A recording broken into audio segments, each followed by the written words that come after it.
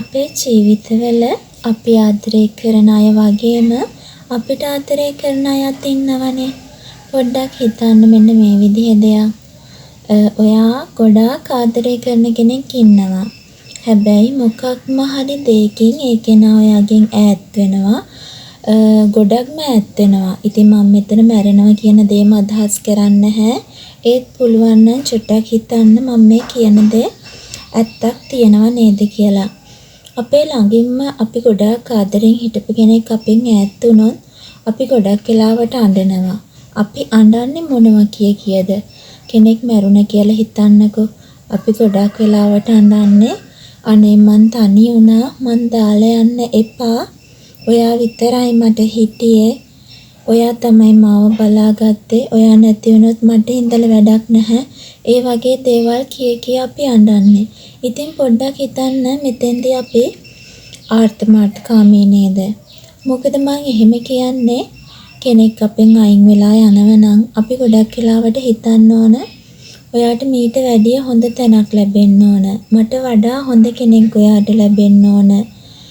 ඔයා ආයෙමත් ඉපදුනොත් මීට වඩා සැප සම්පත් තියෙන තැනක උපදින්න ඕන. ඔයාට නිදුක් නිරෝගී සුව ලැබෙන්න ඕන. ඒ වගේ දේවල් අපි ඇත්තටම හිතන්නේ නේද? අපි එහෙම කිය අඬන්නෙත් නැහැ. අපි කියන්නේ මොකද්ද? එයා අපිට කරපු දේවල් ගැන. ඔයා නැති වුණොත් මට ඉන්න බෑ. මාව බලාගන්න කෙනෙක් නැහැ. එතකොට අපි ඇත්තටම දුක් වෙන්නේ අපිට නැති වුණු කෙනා ගැන හිතලාද? නැත්තම් අපිට ලැබුණු වේදනාව ගැන හිතලාද? ඒ කියන්නේ අපිට නැති වුණු දේවල්. දැන් එයා තමයි අපිට කන්න බොන්න දුන්නේ. එයා තමයි අපිව බලාගත්තේ. එයා තමයි අපේ ආරක්ෂකයා. එයා නිසයි මෙතන අද මම ඉන්නේ කියන්නේ එයා හැම දෙයකම අපේ පස්සෙන් ඉඳලා තියෙනවා. අපිට ආදරය කරලා තියෙනවා.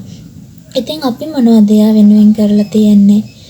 මම මේ කියන දේ ඔයාලට තේරෙනවද කියන්න මම දන්නේ නැහැ. හැබැයි තේරුම් ගන්න උත්සාහ කරන්න.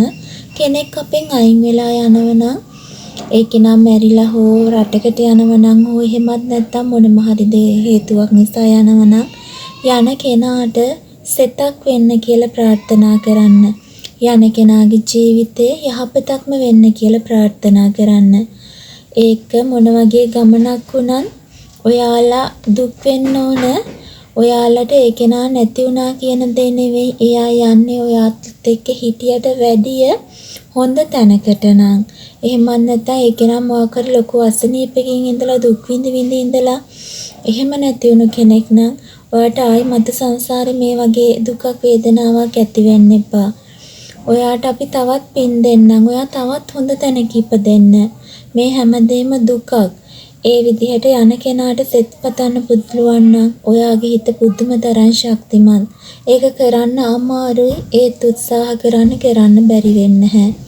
මොකද අපිට නැති වෙන කෙනාගෙන් අපිට වෙච්ච දේවල්, අපිට දැනෙන පාළුව, අපිට අහිමි වුණු දේවල් ගැන කිය අපිට ඒ කෙනාගෙන් ලැබුණු ආදරය, ඔයා මට මෙච්චර ආදරය කරා, ඔයා තමයි මට මේ හැමදේම දුන්නේ කිය බොරුවට අඬා වැළපෙනවට වැඩිය යන කෙනාට සෙතක් වෙන්න කියලා ඒ කෙනාගේ මතු දියුණුව හරි නැත්නම් මතු උපදින ආත්මිකට හරි යහපතක් වෙන්න කියලා ප්‍රාර්ථනා කරන්න පුළුවන් නම් ඇත්තටම අපේ හිත හයියයි. මොකද දවසක අපිටත් ඒ විදිහටම සිද්ධ වෙනවා.